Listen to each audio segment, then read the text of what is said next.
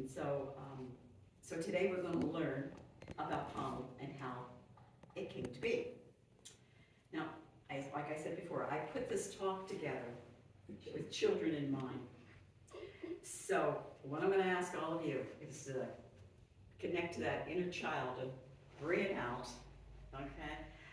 So that you can join in on the Pownal History adventure. Now, I'm going to be asking children questions, but remember, you are children. So, can anybody tell me what Pownal is? What is Pownal? It's a town. Town? Yeah.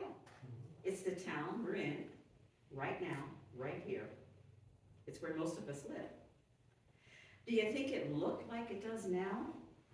With the large elementary school, Stewart's ice cream shop, cars going up and down the road, and this beautiful library? Do you think? Let's find out. Did it always look like that? Do you think it always looked like this? Well, let's find out. In order to learn about Pownal, we're all going to become time travelers. This is exciting. I never took adults on a time travel. And explorers. Get your magnifying glass out. We'll be going back thousands of years in time to learn what it was like here, there. And then we'll explore the changes and the events that happened over time that finally brings us back to this moment of time, sitting here in the Library of Pownal. Are you ready? Ready. All right. This is going to be fun. Okay. It all started more than 8,000 years ago. There we go. There you are. And it was called the Ice Age.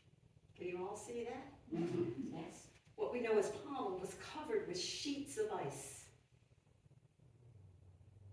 Now, if you close your eyes and you visualize what it was like in Pownal back then, with all the sheets of ice, it was pretty doggone cold, wasn't it? Brr. Okay. There wasn't anybody living here then. Can anybody guess why? Too cold. Too cold. They would freeze. Yes, indeed. They would freeze. So, after the Ice Age, okay, over here, and things started to melt. Things started appearing there. We started getting rivers and valleys. And massive ice sheets started to melt. The process took thousands of years and significantly transformed our landscape. So it was a big jump from that to starting looking like that. It created, when it melted, it created rivers, lakes, and valleys. Of course, we are in Pownal Valley, so we know we're one of those valleys. The once barren and frozen land began to support plant life, and that led to the growth of forests and grasslands. This new environment was rich in its resources and could support a variety of animal species and plants. With a milder climate and more hospitable environment, early humans began to move into the area. These first inhabitants were likely nomadic hunter-gatherers who followed the herds of animals that migrated into the fertile lands. They hunted animals, fished the river, gathered no they didn't. They gathered berries and plants, and the hunter-gatherers never settled here because they were wanderers. They were always on the move. Then, turn the page. Now, next in this area that we call Pownal, we were visited by American tribes, Native American tribes. These tribes had complex societies. They adapted and modified the environment to meet the needs of their people. They had rich culture, traditions, and a deep connection to the land. They lived in harmony with nature, using the resources of the forest, the river, and fields to survive. The Native Americans practiced sustainable living, using only what they needed and ensuring the land could continue to provide for future generations. They hunted deer, fished in the rivers, and grew crops like corn, beans, and squash. I want to tell you a little story about the Indians. When they were planting crops, they had what they called three sisters. And they would plant corn, and they would plant beans, and they would plant squash. The corn stalks would go in, the beans would wrap around and grow, and the squash would grow on the land. And they called them the three sisters. Anybody had an idea why they called it the three sisters? Three sisters, because they supported each other like sisters would. So it was really a nice, I don't know why we don't still do it. It gets you a lot in a little piece of land, really. So it was corn, beans, and squash, the three sisters. They didn't stay here. They didn't settle here. They came, they planted, they fished, they hunted, and then they would move on to other settlements. And then they would circle around and come back to harvest, to hunt, to prepare for winter before they left again. So we have these, I would say, time travelers here and time travelers here. They were here, they were gone, some came back, some never came back. The first settlers, and I used the word settlers, the first settlers area, which was by then named East Rensselaerwick Manor. That's a big word. That's what this was called? Hmm? That's what this was called? Mm-hmm. It was part of New York State. Yeah. It was settled somewhat by the Dutch. The Dutch came up along the Hudson River. And this is like what they look like. Their houses, markers are here along. There's the river. They came up along the Hudson River. Dutch settlers and traders traveled across the Atlantic Ocean from the Netherlands to the Hudson River. Following the Hudson River, they came upon fertile lands, and they settled and built houses. Now, there are those who said they squatted. I say they settled. I'm on the Dutch side. Eventually, the European settlers, primarily from England, began to arrive and started to establish permanent settlements. Over time, as the people learned to cultivate the land and domesticate animals, they began to establish more permanent settlements. These early communities developed tools and techniques for farming, which allowed them to produce more and produce their own food and support a larger population. They were mostly farmers who cleared the fields for crops and for pastures for their livestock. After that time, the governor of New Hampshire charted the area in 1760 and named it Pownal, after this gentleman here. They named the town after Thomas Pownal, who was the governor of the province of Massachusetts Bay. During the 18th and 19th century, agriculture was the backbone of Pownal's economy. Farmers grew crops such as corn, wheat, potatoes. They raised cattle, sheep, and pigs. The town also saw the development of small industries, including sawmills and grist mills, which were powered by the rivers and streams along the area, throughout the area. The building of roads and the arrival of the railroad in the 19th century helped Pownal grow. Farmers could now put their crops on the train and send them off to the market in bigger cities, hence making more money.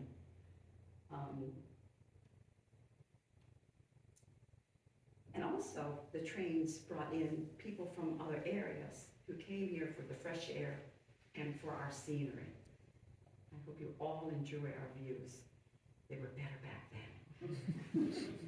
There wasn't so many trees. But they would come, and so the artists would come to paint pictures, and this led to a great increase in Pownal's population. We got to be really the spot to go. We had camps and all kinds of things going on in Pownal, and many, many hotels, and many, many restaurants, and many, many general stores. And think about what we have now. So anyway, let's explore what Pownal looked like over 100 years ago.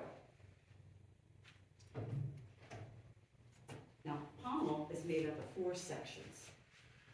And then I always want to include and White Oak section that never seems to get the credit that is part of Pownal. You gotta go into Massachusetts to get to White Oaks, can't get there from here.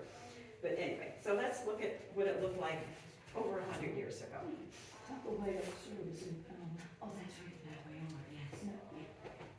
I'm gonna read you what the Child's Bennington County Directory described Pownal Center. These are our storyboard on Pownal Center. I hope you all can see it. I can bring it closer, it means we're not a huge group.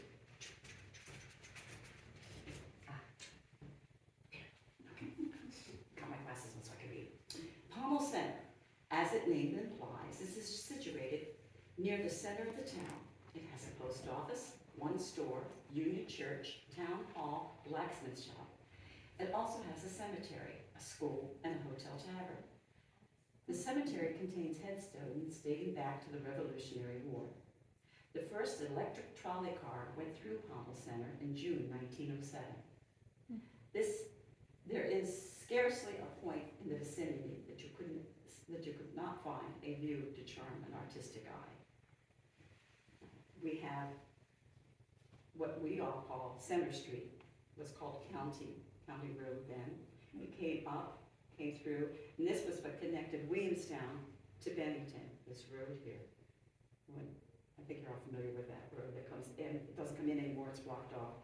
But, the town office is here, Lanton's house is here. So it brings you up through.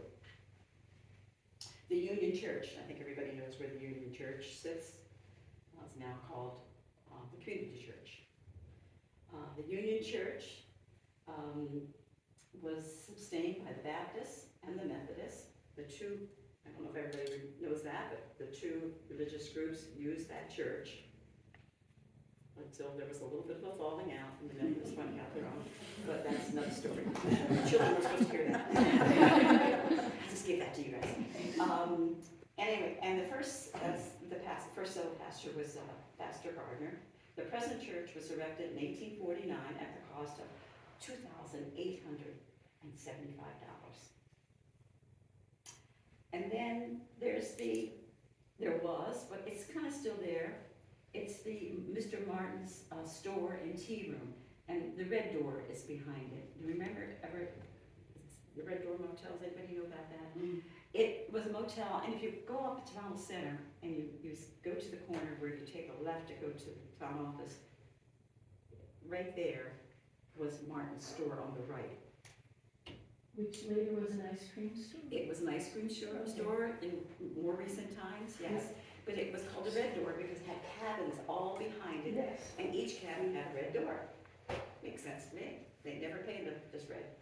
And it had a tea room, and I've never confirmed this, but I've been told several times by many people who have said Eleanor Roosevelt stopped there to have tea on her way up north to visit a friend once upon a time. Makes sense.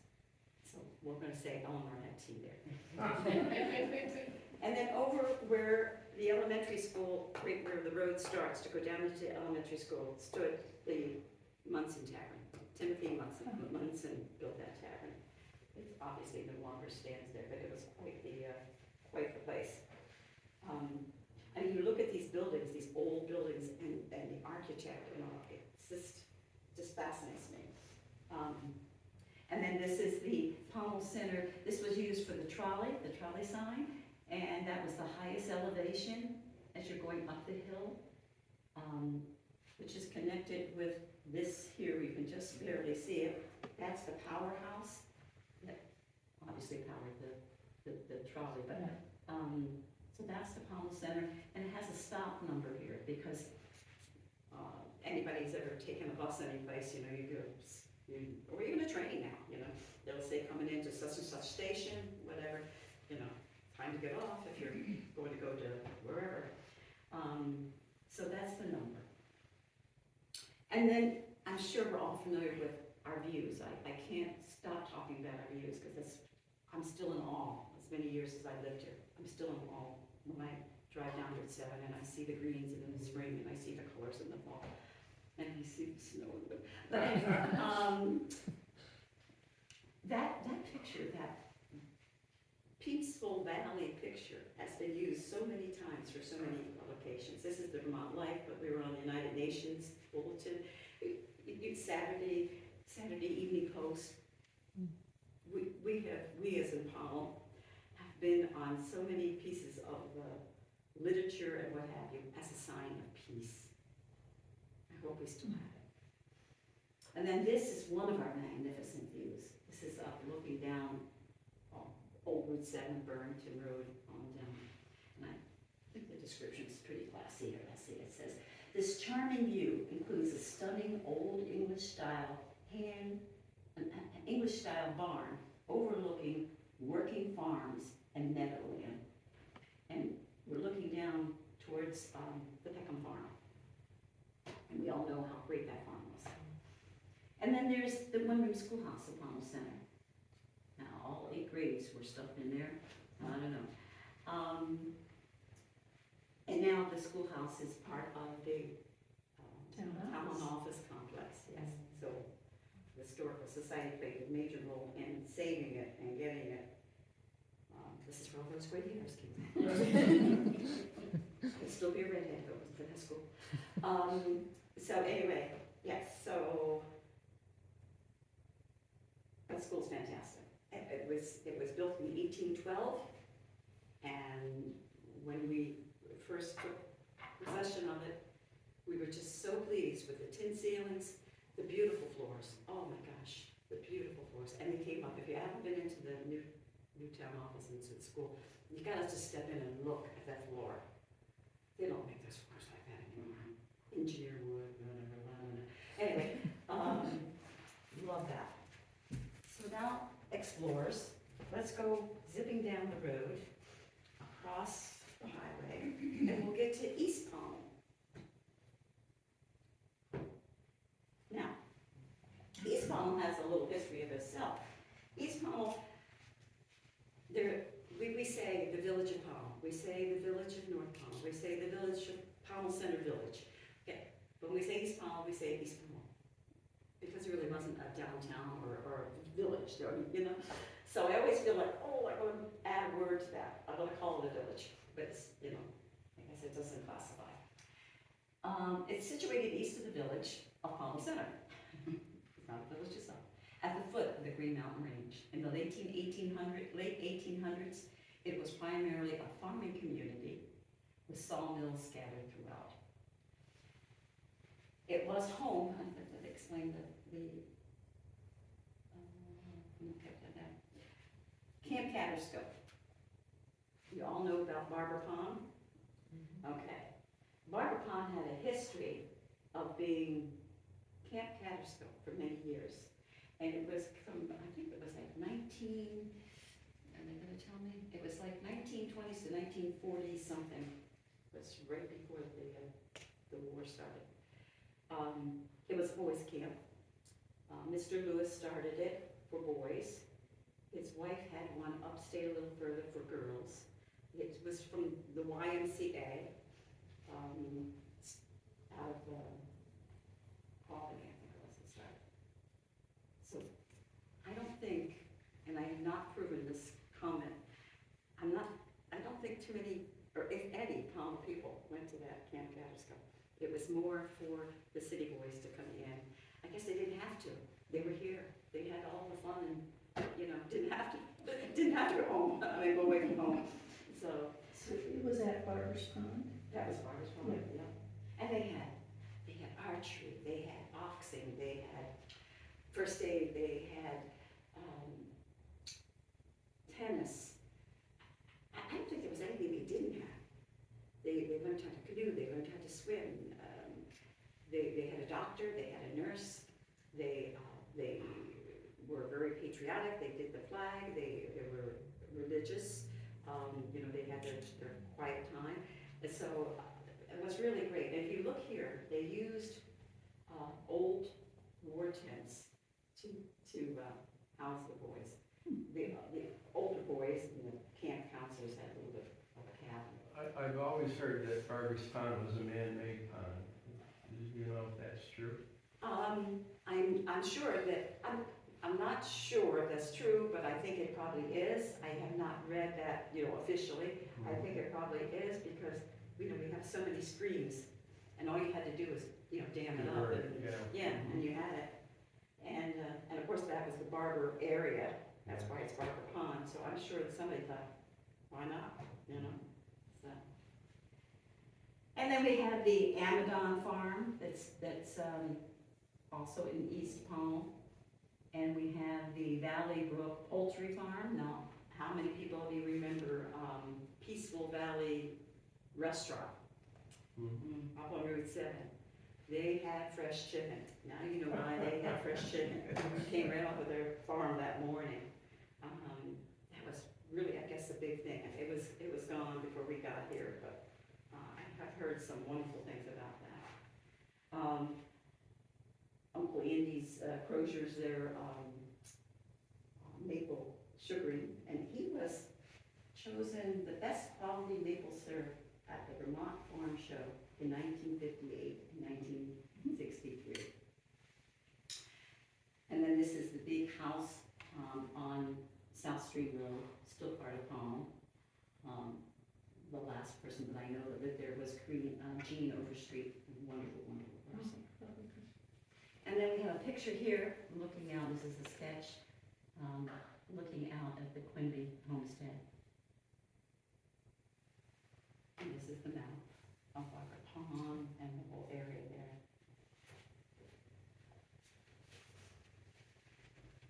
Then, time travelers, explorers, we're gonna go back, we're gonna go past Pownal Center, we're gonna go down the hill, and we're gonna wind up in North Pownal.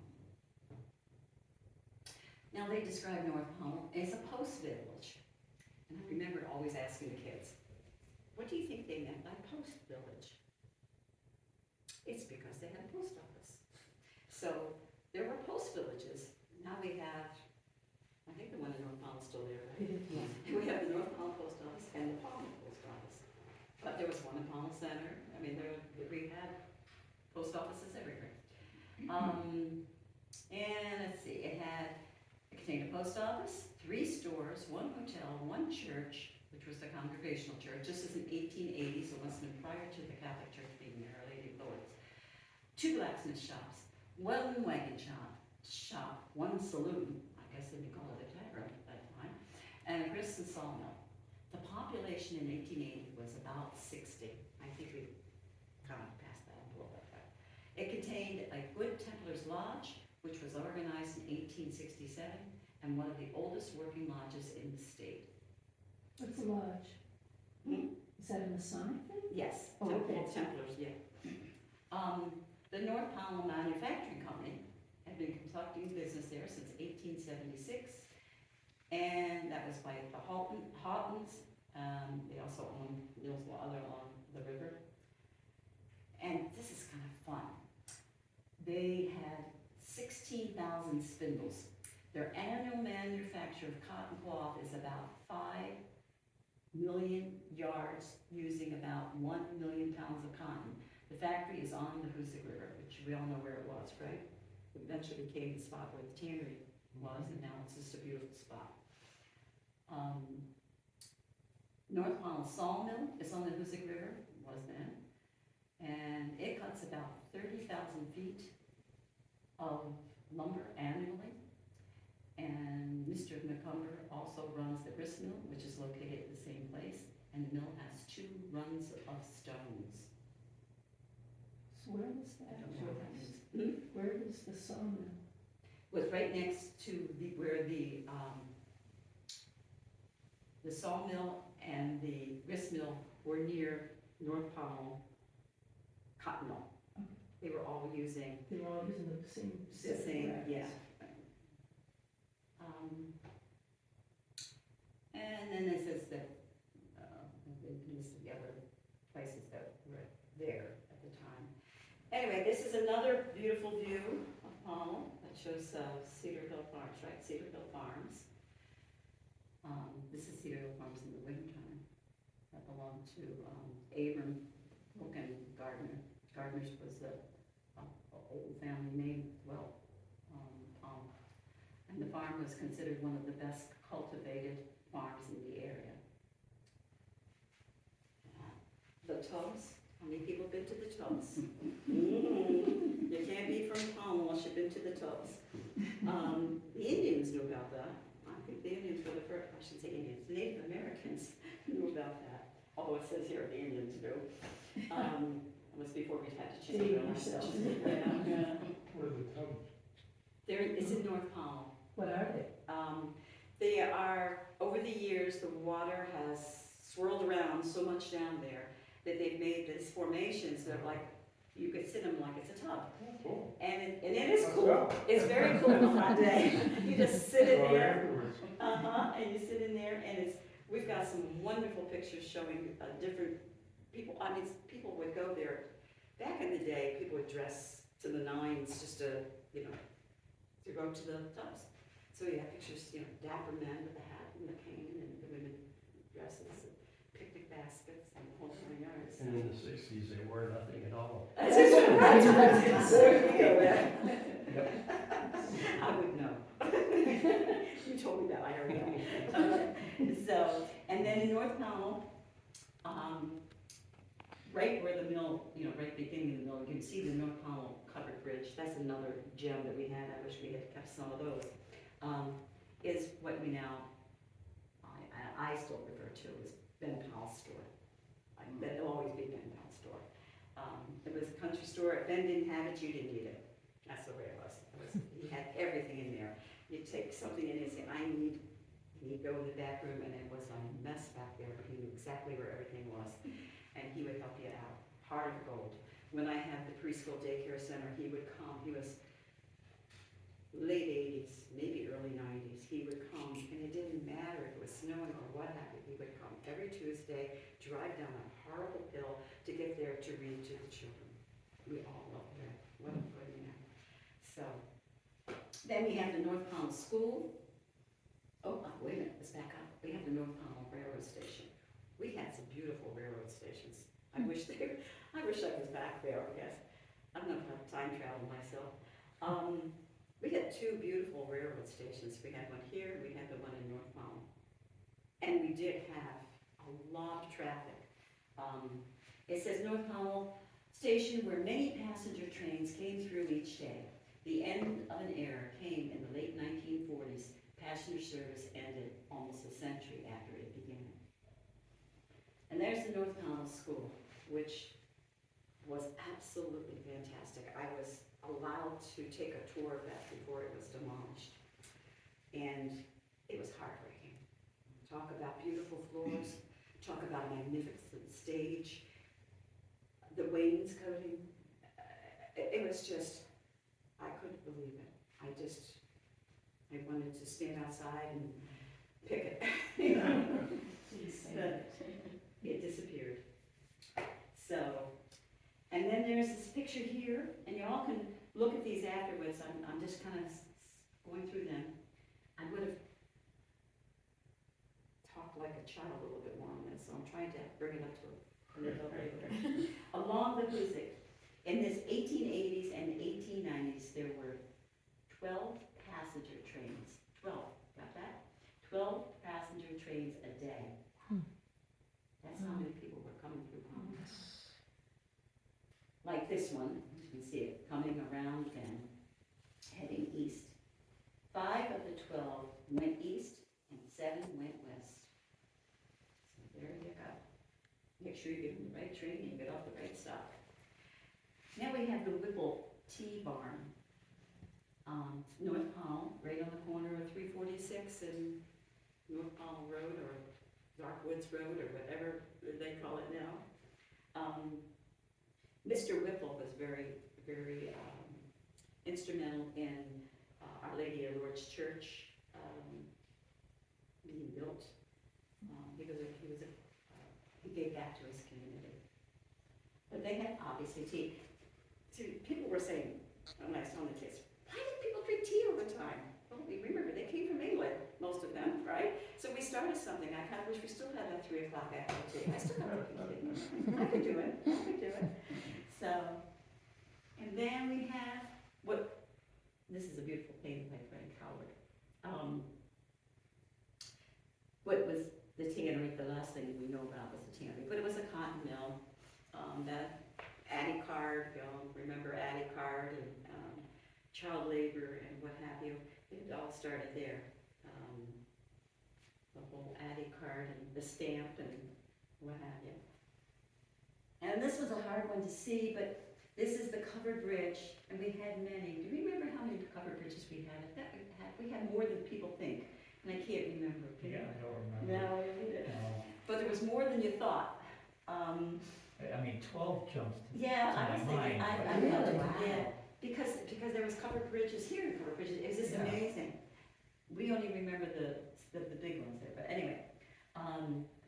So it's a rare old view of the covered bridge that connected Pownal, Vermont to New York. Also note the railroad bridge just behind the covered bridge. There was a railroad bridge right behind it. Many passenger trains crossed this bridge, taking people to and from the Troy, Albany, New York area in the 1800s, and moving that produce over there. And then we have, everybody confuses Our Lady of Lourdes Church with the North Pownal Congregational Church. And they do look similar. And then on Facebook, I always have to correct people, no, that's not Our Lady of Lourdes. Now, you think of the Congregational Church in North Pownal, that's what it looks like today. But we're going back in time. It looked like that. And if you look at the windows down the bottom, that's where Garfield and Arthur taught. Not together. They didn't know each other. But when one was assassinated, the other took over, right? Presidency. So that is the site of what we now know as North Pownal Congregational Church. I think that's what it's called now.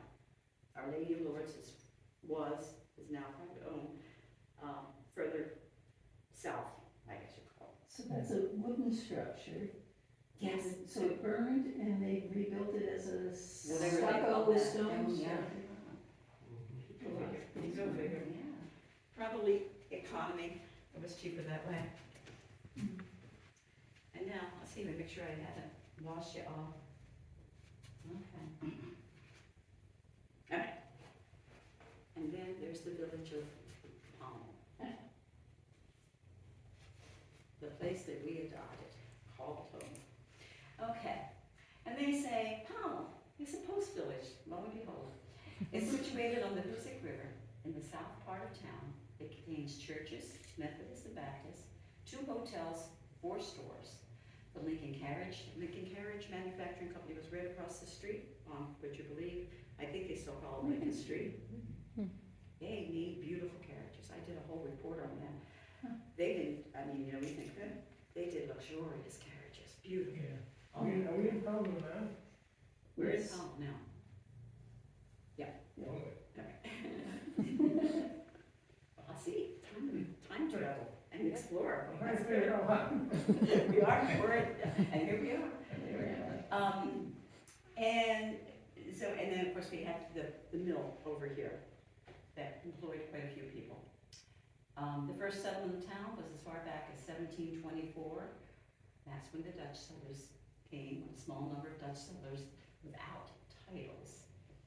In other words, they were squatters, but I still say they were settlers. In later years, by the new grant of 1762, strangers came in and took up lands, and the history of the place therefore may be said to really date back from that period. So, in other words, from 1724 to 1760, it belonged to the Dutch. There wasn't that many, but there was enough. Little Krieger was one of them. We'll talk about that story another time. The whole country is peculiarly rich in scenery. And it is. Everybody loved our scenery. This here is the Moore Wright House that sits right over here, across the street. It is the oldest house in Pownal, and has been said that it is the oldest house in Vermont. Nobody's proven this wrong, so let's claim it. It was built as a settler's farmhouse on the Rensselaer-Wick Manor. The northeast corner extended well into Pownal, prior to Pownal's charter of 1760. Pownal Village Covered Bridge. Noel Barber was quite the guy. He built all our covered bridges. He was a self-taught architect and builder. And think about how long his bridges last. They just went on and on and on. They were terrific. And it was like the ice jam that weakened this one. And, you know, it wasn't his capability that was lacking. It was Mother Nature that took most of our bridges. And he used a type that they called town lattice. And if you notice his things, meaning the uprights of the framing were crisscross. Okay. So that's the bridge that spanned it over this bridge over here. I'm going to skip this one because we're going to come back to that one. The Baptist Church, again, this is the church that was across the street. This is what it looked like way back when. Sometimes people think that's the Our Lady of Bullet. It was a white church. It changed, didn't it? So it was a wooden church. It was a wooden church, yeah. So it changed. So let's see, it was, and even then it's notable for its stained glass. And I still say it's notable for its stained glass. The stained glass is just really gorgeous. So, and it cost $2,000 to build. And it was lost in the fire in 1910. And then the newer church was built in 1911. Oak Grove Seminary, okay, everybody know where Oak Grove, Oak Hill, whatever you want to call it, that's up the road there. They actually, let's see, the grove is on a hill, yeah, it explains that. And the Pownal Literary Association, organized in 1853, had the school built the same year by Noel Barber. He must have had all those covered bridges done. At a cost of $2,500. I say we go back. We take our money, we go back. We could build some really nice places, huh? And then the kids always love this. This is the gum store. That's what it was affectionately called. It was up here. Well, anybody remember Dave's Market? Yes. Okay, that's where, just So- to the right of it, not on that spot. Well, where Senecal's barbershop used to be, way back when. If you look at Dave's Old Market, which kind of goes down into a little gully there. Oh, so you're talking about, not Dave's Market, when it was next to, No. Store. Winchester. Winchester's, Yeah, but no. the one where Right Oak Hill School Road hits. Yeah, it comes down, you went straight across, you almost hit it. To the right of that was the gun store. It was an old barn, dating back to Revolutionary time, and they turned it into, see, the man's name was Potter, John M. Potter, another famous Pownal name. He turned it into a store in the 1820s, and it was called the Gun Store. And I bet you nobody understands why, but it was because kids went there for fun. And it was the home of the first telephone switchboard. Yep. Yeah, Carrie Wolfsinger, I think that's what it is. She was our first telephone operator. And if you look really close at this picture, you see they're advertising for a fair, and you see the bell over top of the door showing that there's a telephone switchboard there. And if you needed to call out, you had to ring up Carrie and she'd connect you. And I bet you Carrie heard a lot of things. And then there's our beautiful, and I say our in Pownal, there's Pownal's beautiful station. The tower back there, the train coming in, the station. It was taken out by a runaway train going 40 miles an hour. I guess he wasn't supposed to be going that fast. The station master had just left to go to breakfast when the train come barreling through, and it was coming, and all of a sudden the cars were coming this way alongside of it, but they got off the track and they wiped out the station. And of course, he survived because he wasn't there. There was only one fatality. It was a chicken in the neighbors, in the chicken coop in the neighbors. So we were fortunate there. So, and then it stood where the fire department is now. Okay, the Wayside Inn. I hope I'm not talking too fast, whereas I get so excited about this. I just want to tell you everything. I just want to tell you everything. I mean, I love history, and I love Pownal history. And Pownal's not my native town, but more memories in this town than any other town. Anyway, Wayside Inn. It was built between 1856 and 1869, and it was called the Exchange Hotel. Between 1892 and 1895, the Exchange Hotel became known as the Pownal House. George Pratt applied for a liquor license for the hotel, small print, under that name, the Pownal House. Between 1896 and 1900, the name of the hotel changed for the second time to Wayside Inn. And that just, the road kind of like runs down alongside of that. So, let me go back, see where I am in this book. I just rambled on over there. Good, rambling is good. Rambling is great, good. Okay. So we went through the 4 sections. And Pownal developed a strong sense of community throughout these years, with the establishment of schools, churches, local government. We became a community, many communities, I guess. The community worked together to build and maintain infrastructure, such as the roads, the bridges, and to support each other in time of need. We had committees to help the poor. We took in the sick. I just amazed at the what do I want to call it, the charity that was shown to one another back then. I've talked to a lot of the older people who have since gone, but they tell me stories of how so-and-so from there was sick and they brought her help to their house. No relative, just a neighbor that needed help. And they kept her for like 3 months to nurse her back to health. From the Ice Age to the present day, Pownal has undergone tremendous changes, as we all know now. The journey through time shows us how natural forces, human ingenuity, community spirit has shaped the town. Each era has left its mark, contributing to the rich tapestry of Pownal's history. The last photo I want to show you is the photo of the old country store right here. Now that's that, right here. Where people Pownal would stop for many years. It became old and weathered and couldn't be used any longer. The people of Pownal needed a library, and a kind gentleman named Solomon Wright wanted Pownal to have one. So he gave the people of Pownal money to build one. The old country store was taken down, and the Solomon Wright Public Library was built right here, where the country store once stood. Now, I was going to ask the kids to do something. They're not here.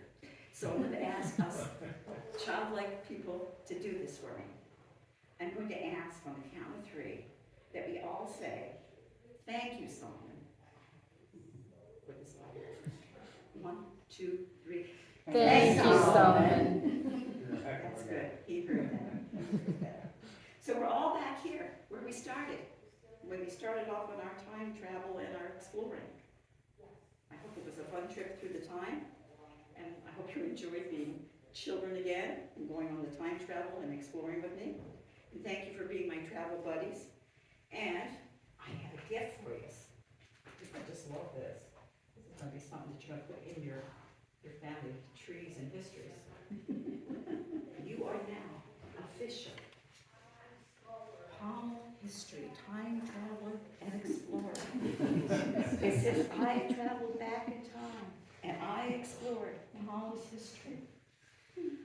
I love it. Joyce, I have a quick question. Sure. On the last picture that you did, where we are now. Update time travel. The last picture that I just talked about. Okay, so wasn't that property burned down by the fire department?